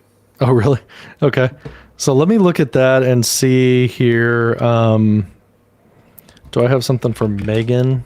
Yeah, here we go. So this is from Megan Bowen. If I put it back in my inbox, is it gonna... Yeah, it's not showing right now. But when you get a new email, it does like get rid of the priority whenever you move it to your archive. So that's why it didn't really like work for me. But it will show like an up arrow or a down arrow right there. And that will be Copilot telling you that an email is important or that it's less important. And it will tell you kind of like a little thing about like why, like, hey, somebody is asking for your input here specifically. So that's a high priority. It puts an up arrow. And then what you can do is, and yeah, I'm not seeing it either. It's almost like it got removed. Yeah. That's weird. So in a typical world, what you would have, if you will, yeah, imagine under the filter right here, you will be able to filter by priority. So you could see like only high priority things from Copilot. And then also the sorting, you can sort it by Copilot priority is one of the items there as well. And I have no idea why it's not showing in my Outlook either. And you're on the web. I'm on the desktop. I'm not seeing it either. Yeah, that's quirky. Hey, like you said, no safety net, but that's that. And also I noticed, so prioritize my email is also like in this preferences area. There's something in there with like a text box where you would be able to say, hey, if this is from this person, always make it high priority. Or if this is about customer XYZ, make it high priority. So rather than having to create a rule, you put it in as natural language and say like, this is what I care about, and it will make that high priority, or this is what I don't care about, it will make it low priority. And if I recall correctly, Andy, I think low priority is disabled by default. So you have to go into the preferences and tell it like, hey, it's okay, you can mark something low priority. I think you have to turn that toggle on, if I remember. Admittedly, I did not use the priority feature. The few times I tested it, it did not test well for me. Nice. So yeah. I'm still working on a method for me that works.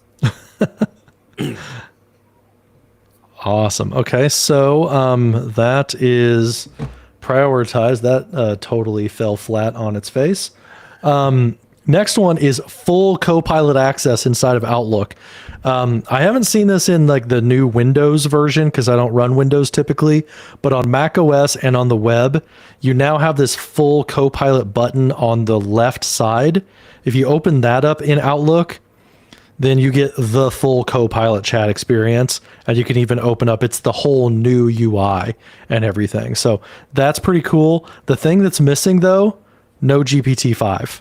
So I don't have a button for GPT-5 right here, but I've got everything else. I've got my agents, I've got my conversations. I don't have my notebooks or my pages in here, but it's the newer experience. So that's the full Copilot. Screen for a second because you are in the web. I am on the desktop in a Windows machine.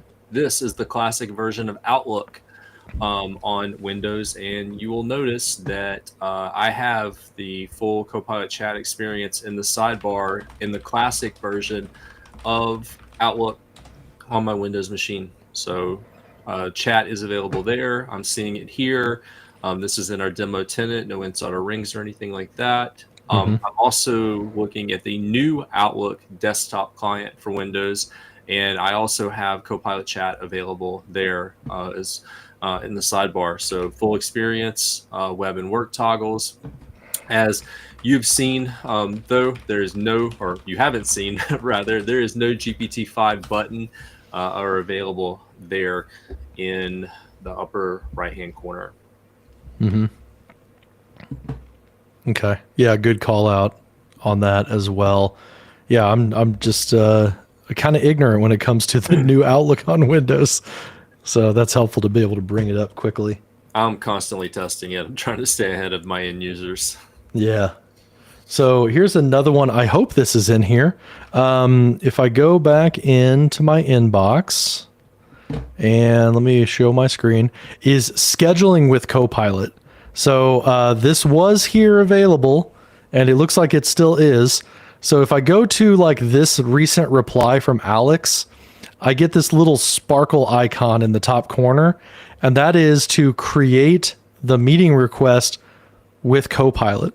So that will open that up, and then it will come up with, based on the context of the email, it attaches the email thread. Then it makes an agenda and a summary based on the thread so far. So, hey guys, we just need to have a meeting about this. It brings that up. Now, if your people are in the same organization, then it will do scheduling assistant, and you'll see like all of their schedules right there as well. However, these people are outside of my organization, so they're not going to come up on here. So I'm still kind of blind when it comes to like what their calendar availability is. And Copilot unfortunately doesn't look there and like, try to align calendars. That's just base Outlook functionality where it's the scheduling assistant. But this is a nice little, jump start on like every good meeting should have an agenda. So great, let's make an agenda right here as well. And you can see it automatically made it into a Teams meeting as well for these people. Anything to add on to that one? Love this feature, but there's one other way to get to it, and this is how I've been directing my users to get to it, because we don't always see, depending on the width of your monitor, you don't always see all the commands up there, and the little sparkle box is kind of hidden. So with the message open here, if you go to the ... in the upper right-hand corner of the message, the default menu, in the message itself, is just to the right of where you are. Yep, so your preview pane. Yeah. There you go. Oh, okay, right here. Right, more actions, the meatball menu for the actual message, and then go to other reply actions at the top. Okay. The schedule Okay. Copilot inside of Schedule a Copilot, reply all with a meeting, or forward as an attachment. Okay, cool. So that's another spot where it's at. And then also within the sidebar chat, at least I used to be able to do this. I'm like so gun shy right now about about Copilot and Outlook. The other thing you can do is you can say like schedule a one-on-one with Andy, and inside of here it would actually create a web form with that pre-filled out. So schedule a one-on-one with Andy. Hopefully it's going to do it. I'll help you that. And I want to pick a time and a topic. Continue in Outlook. If I open that up, then see it's composed an email to him that is a meeting, and it aligned our calendars and stuff like that. Then I could go in here and I could click the Copilot and say like, hey, we're going to have a team status update. Draft that sucker. And then now it's going to, make an agenda and everything for me with Andy. So there we go. Review these things, open for questions, stuff like that.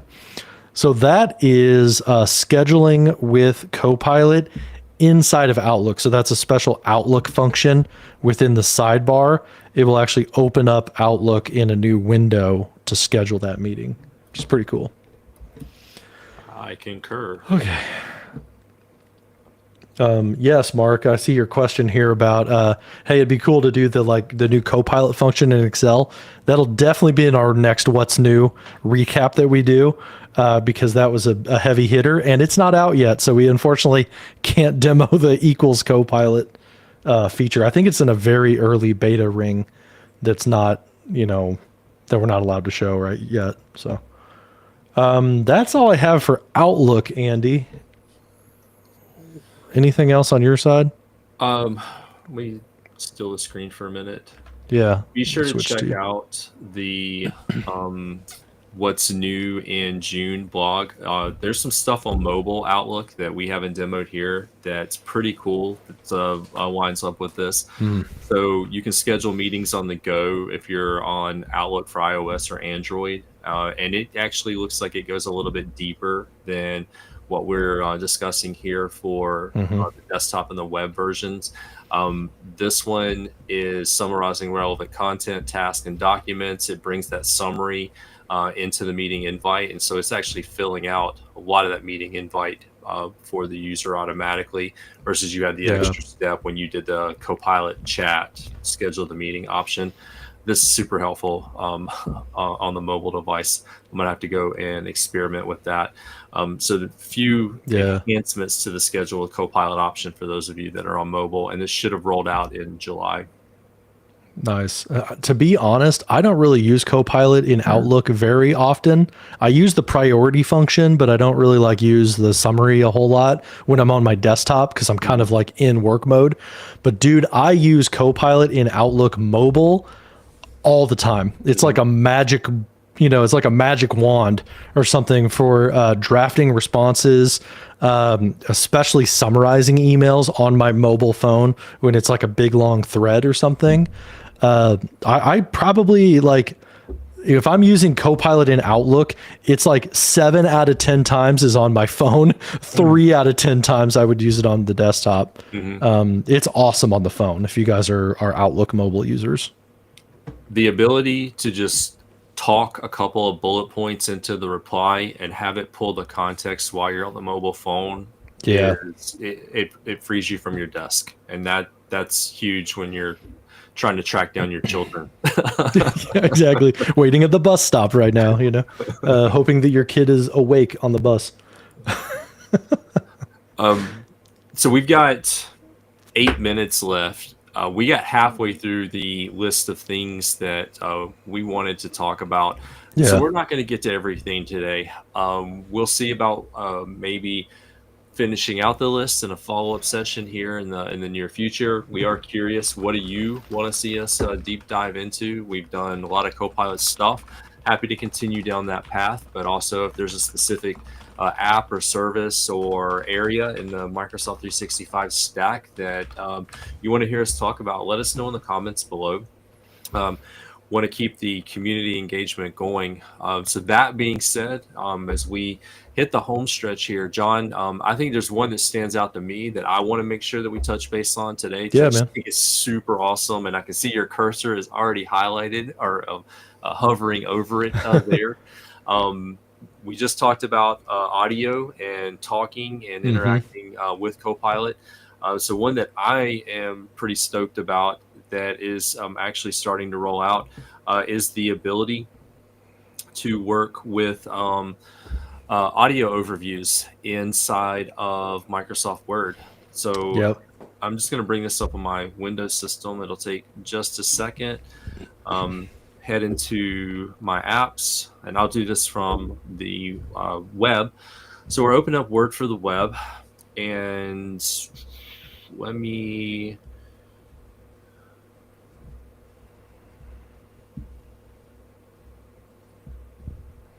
I think this one will be good. We'll go ahead and open it up.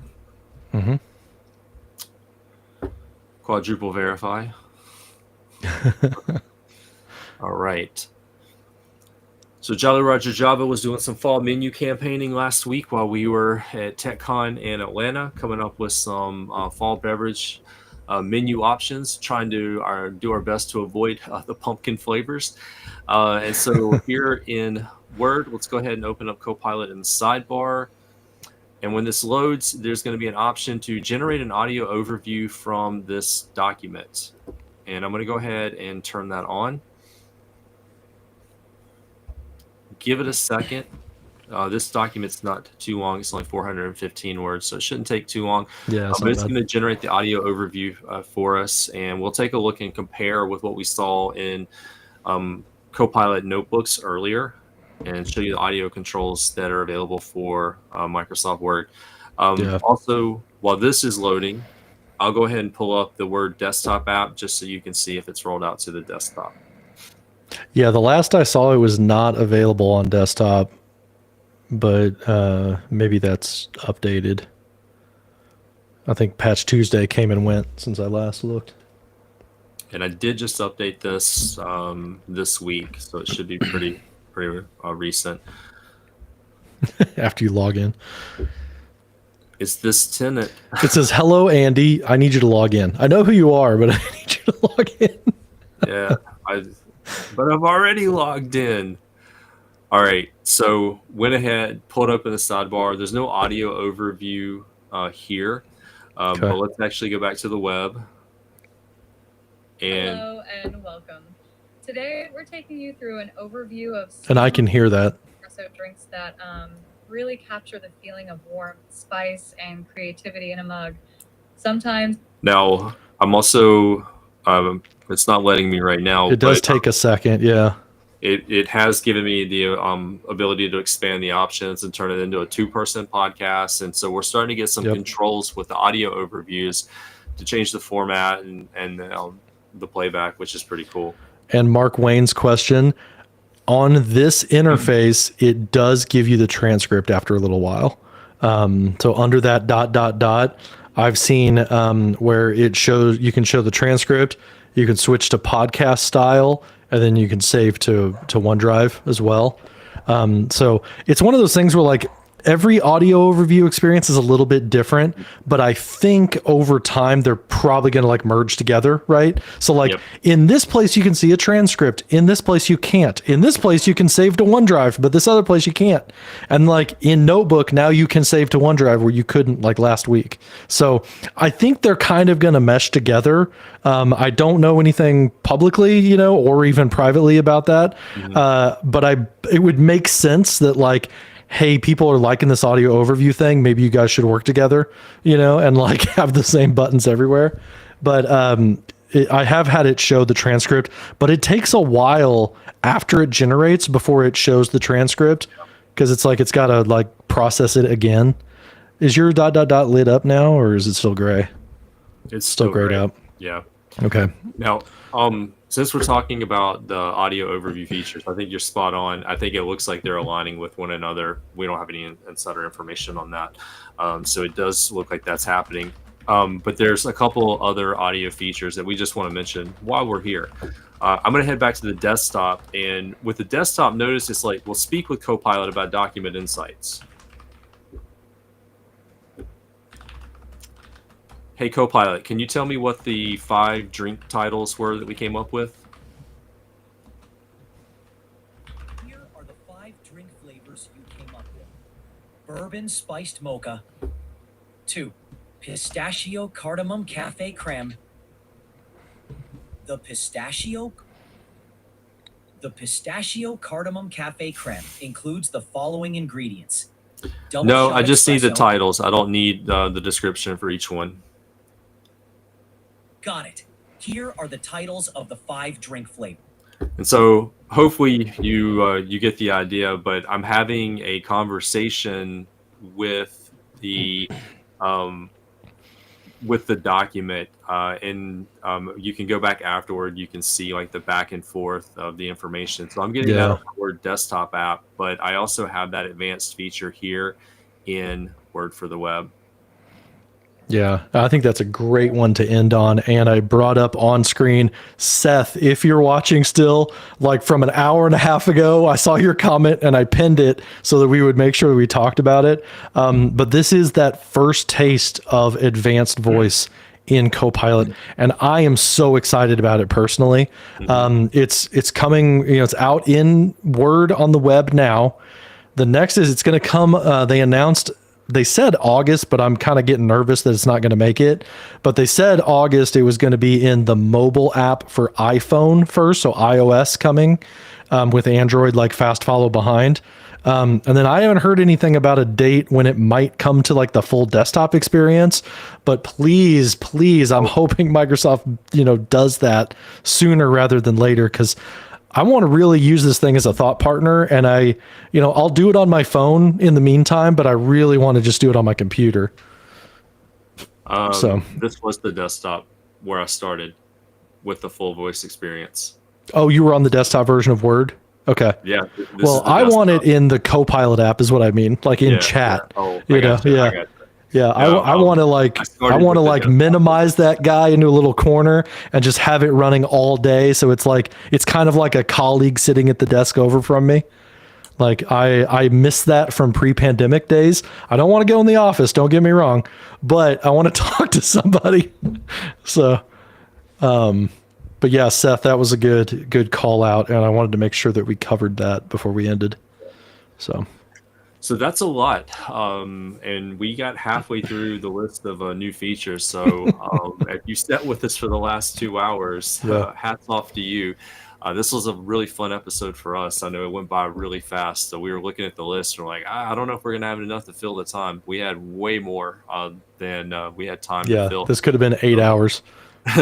We'll circle back, but I mean, I think that just shows like the level of innovation that Microsoft has across the board. They are all in on Copilot, and with just what we've seen in just the last few months and the updates, there's been a ton of work there.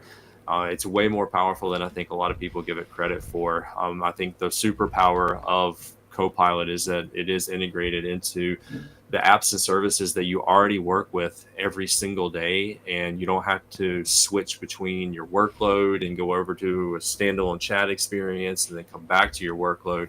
It can meet you right in the flow of your workload, as well as being able to access all the stuff that you have in the Microsoft Cloud through Teams and SharePoint, OneDrive, Outlook, and more. And they continue to add to it each and every month. So it's really cool that they continue to push. We've got a lot of new toys to play with. I know I've got a lot of teammates back in the office that I need to get caught up on a lot of these new features, because a lot of these just hit in the last couple of months. So exciting times, a lot to learn. My brain is fried. This was a fun one. Yeah, this was good. It's draining. I'm going to take a good nap after this, but this was a lot of fun. Thank you for all you guys who stuck around and all the chat, especially Mark Wayne. Thank you for joining us, and keeping it interactive. That was great. I guess you met him, right, in Atlanta? He said he was in Atlanta. Yep. That's awesome. Got a like and a subscribe from a few people while we were there in Atlanta. It was a lot of fun. Cool. Yeah, that's awesome. I wish I could have made it down to Atlanta. Because I work at EY, there's like a huge office in Alpharetta. So it would have been really nice to, to have seen people I that I saw know. the one in downtown Atlanta. In Atlanta, yeah, the big one. Yeah, the Yeah. one in Alpharetta, it's not, one with a big thing on the sign and everything. It's more like it's an IT cave. So, but cool, guys. Well, thank you so much for your time and for keeping up with us. It's a lot to keep up with, but we'll see you guys next time in, it'll be September already. Yeah. That's crazy. Yeah. Good grief. everybody. I'm ready for fall. Thanks, guys. See you in the next one. Bye.